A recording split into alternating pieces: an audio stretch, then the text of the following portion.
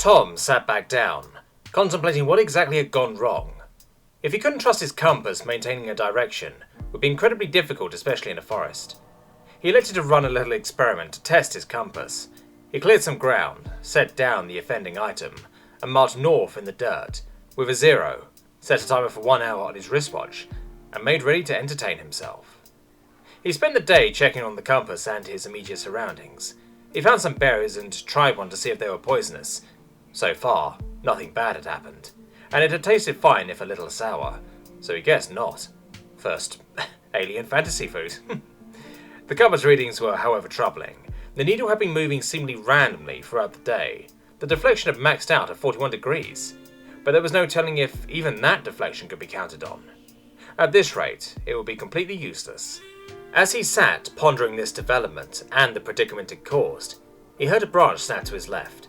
He looked up to see a young deer, though not quite. It had too many markings. A black and white stripe ran along his back, and it still had the white dots of a fawn. His legs were longer too, and it almost seemed too slender and even for a deer, almost like a big Bambi. The two stood there for a moment glaring. The deer elected this was a dangerous situation and scampered off through the woods in long bounding leaps of over 10 meters. It was extraordinary to watch. It was moving fast too, faster than any deer he'd ever seen. As Tom stood there for a while, mouth half agape, contemplating the wildlife, his belly rumbled in protest to only receiving 1 berry for lunch. Might as well put the rifle to use, he thought. As long as I don't stray too far from the camp, it shouldn't be a problem. With that, he set out to tail the deer from a distance. The large trees, resulting in such relatively open spaces, there would be plenty of easy shots. It only took about 30 minutes to track the deer. Seemingly not having run far, not judging him too much of a threat apparently. Well, that was about to be a costly mistake. He wondered what something so delicate looking might taste like. As the crack of a rifle rang out in the forest, echoing between the trees, the deer tensed, setting off into a stumbling run. It didn't get far. The shot hit square in the shoulder blade, turning the heart and other vital organs to mush, and staining the ground in the spray of blood. Honestly, this gun was overkill for this, but it was what he had brought. The deer tasted just like deer. Fine if a little disappointing it hadn't been some kind of magically delicious, but it made a good dinner with the addition of some powdered mashed potato and some of the many spices he had brought with him for trade purpose. There was meat for quite a while left over too. The compass had continued to veer around within the previously recorded maximum deflection from normal. As Tom hit the sack for the night, his mind was racing. What could cause a compass to veer like that? It was almost like a weather vane blowing in the wind. God damn it! The loud protest seemingly falling on deaf ears. Well, one of those floating islands I saw and is not staying put. Fuck! The next morning, Tom butchered the deer, to the best of his ability, even if it really should have time to hang a little longer than a night. It was still food, and he should really be rationing the stuff that could last indefinitely. With that, he mounted the trusty quad and set out to try and keep a direction the old-fashioned way. If it was the whole place moving, not even the sun or moon would be useful, not that either was easily spotted through the canopy. So paths and lining up trees would have to do. As the hours went by, he was making progress, he thought. At least he had not yet had any deja vu moments, and a little after lunch he'd found what seemed to be the foot of a small mountain or cliff. As he looked up, it seemed tall enough to reach above the canopy. This was an opportunity he couldn't miss, as he needed a vantage point desperately. So once again he left his trusty quad behind. Luckily, rope and basic climbing equipment were among the things he had packed for the trip. It wasn't a very difficult climb either, not terribly steep and with plenty of handholds, and the low gravity sure didn't hurt, though it did seem like an awfully long way. By his reckoning, at least 100 to 120 meters to the top. He had left his rifle behind. It wasn't easy to climb with it over his shoulder. He did bring a small backpack though, with some food and water. He had made it no more than 20 meters up before he started hearing the wing beats, coming from behind him. He turned to look and was confronted by ghastly-looking winged creatures. It had 2 legs and wings like a bat, with some pretty scary claws on all of them too. Its leathery skin was a reddish black, 4 front-facing eyes, crimson red, and it had a long tail with a nasty-looking spike at the end. And he was facing multiple of the buggers. With wings spanning nearly 4 meters, it wasn't exactly small either, even if the creature itself seemed about his size. As the first one came in, tail first, looking to stab him, he dropped down into the rope harness, falling a few meters, causing the creature to overshoot. He drew a revolver, but even as he was taking aim, the next came screeching in, screwing him in the side of the abdomen, just under his vest. It latched onto the cliff with his wing claws and went to bite at his face. He just managed to bring up the gun under his chin and blew his head to pieces, covering himself in much of the gore in the process. The stab in the gut hurt like hell, and he screamed out, "Well, fuck you too!" as the now limp monster went tumbling to the ground. Looking up, he saw the first one going at the rope. He brought up the gun to fire, but his arm struggled to move. It felt like it was stiffening up. He and the creature raced to finish their tasks. He felt the rope give way, just as he got the gun on target. The shot went wide, with the lurch of the rope snapping, and he clipped the thing in the wing. Now falling, he thought to himself, this wasn't quite how he had planned this trip to end, struggling to come to terms with the fact he probably just died. As he fell, a third creature swooped in and stabbed him again, this time in the thigh, and lashed his claws around his waist, and heaved to carry his quarry away. As Tom's body finally succumbed to the second dose of the poison, he stiffened up, completely looking at the ground. He swore he heard more of the things chittering to each other in some weird, guttural tone. Where were they going? And what was that shouting coming from behind him? Being a hunter was about awareness and stealth. You had to track your target and spot it before it noticed you, so having your target sneak up on you instead was a mark of disgrace for any hunter. Yet that was what appeared to have happened to them. Sapphire and her hunting party were resting on the small cliff top they had so often used to rest and have midday snack, and were lazily catching what heat they could from the midday sun. The surprise had been total as Sapphire rushed to her feet at the sound of the thunder crack. But it was a perfectly clear day, and it had come from below? Fengi shouted out, claiming she had heard what sounded like shouting coming from further down the cliff. There was definitely something going on down there, as they all scrambled to pack their things away. Dakota took the lead. "On me!" bellowing out in her signature commanding voice. As the 5-strong hunting party dove off the side of the cliff, racing towards the commotion below, Sapphire readied her bow. Another loud thundercrack sounded. It was definitely coming from further down the cliff. As they broke through the canopy, they were confronted by 5 Vargruffs, seemingly already turning to flee. "Looks like they're running," shouted Esmeralda. "Well, don't let them," replied Dakota, the queen of the hunt taking the lead and pulling out of the dive to give chase through the woods, bow at the ready.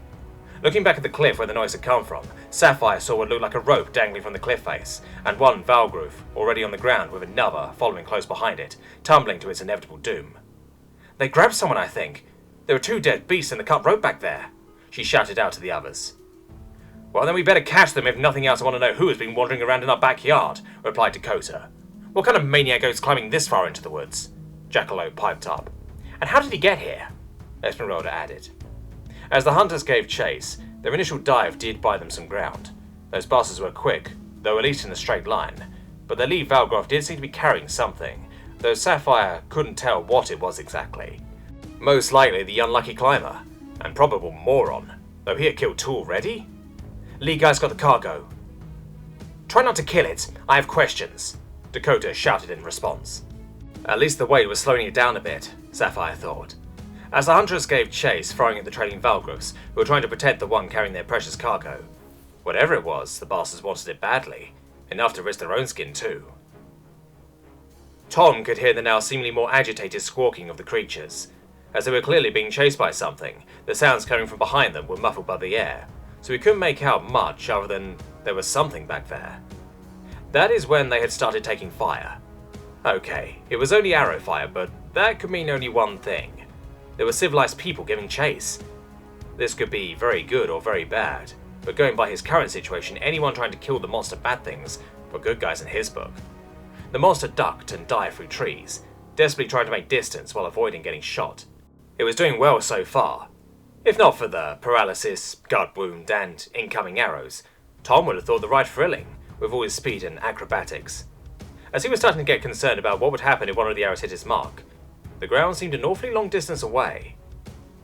Sapphire tucked in her wings, rolling through a cleft tree trunk. She felt the thrill of the hunt. She was right on them, and they would not be getting away this time. As she let loose arrow after arrow, one finally flew true, hitting a Valgroff in the back. He screeched in pain, the crimson streaming from his back. She could almost taste it in the air, flicking out her tongue. As it began to slow from the pain, Dakota put another shot into it, hitting his shoulder joint. The vile creature's right wing buckled, and it fell to the ground with a thump, screaming all the way down. 1 down, 4 to go. Despite the success, the speed was taking a toll on the hunters. Sapphire panting heavily already, and Fengi had begun to lose ground, being the youngest among them. Valgriffs were no joke in a straight line. They wouldn't be able to keep up much longer, not at this speed. It would be a shame to only get 2 though, even if whatever was being carried off had already taken another 2 today. Tom was not too pleased to see the results of what an arrowhead had done to the airworthiness of one of the monsters that currently constituted his ride. He began frantically trying to work out what he could do in this situation. Why didn't he bring the parachute from the trailer? God damn it, he proclaimed, stunned for a second that his mouth had started working again. Apparently this stuff wasn't very long term. He began struggling to move his limbs and slowly started making progress, making sure not to lose the grip on his beautiful new revolver, still clenched tightly in his right hand. The creature seemed too preoccupied to notice its quarry beginning to wiggle. The same, however, could not be said for the nearest of his companions. Tom heard screeching from behind him, and it sounded as if he was getting closer fast. Forcing his arms to obey, and bent down despite catastrophic pain from his abdomen, grabbing the gun with both hands, he took aim as best he could.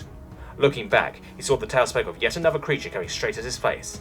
On sheer reflex, he pulled the trigger, and by some kind of miracle, blew the end of the tail clean off, and missed his own foot by millimeters.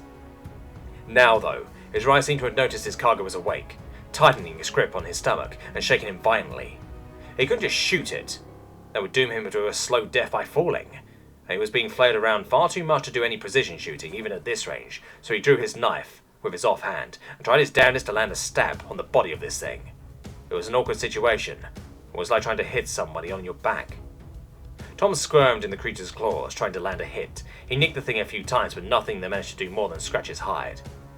This isn't going brilliantly, he thought to himself, fighting through the pain on the adrenaline high. Apparently the creature agreed. As it rounded one of the large tree trunks, it circled back, heading straight for their pursuers. The G-forces in the turn were not to be sniffed at, as Tom found himself struggling to raise his head to see.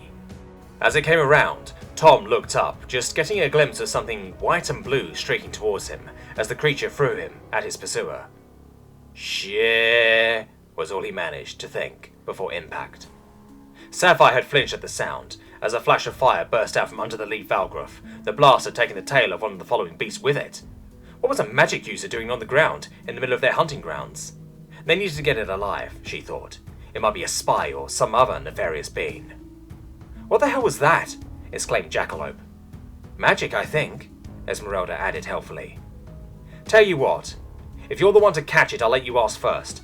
Now get it, Dakota ordered, letting loose another arrow at the wounded Valgriff that was seemingly too preoccupied with finding his tail, dropping it too with a shaft to his neck. Sapphire had managed to close the range with the lead Valgriff, it clearly struggling with its now moving passenger.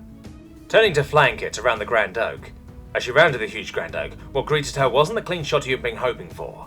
Instead, she got a face full of whatever the blasted creature had been carrying. She had been tricked by a Valgriff?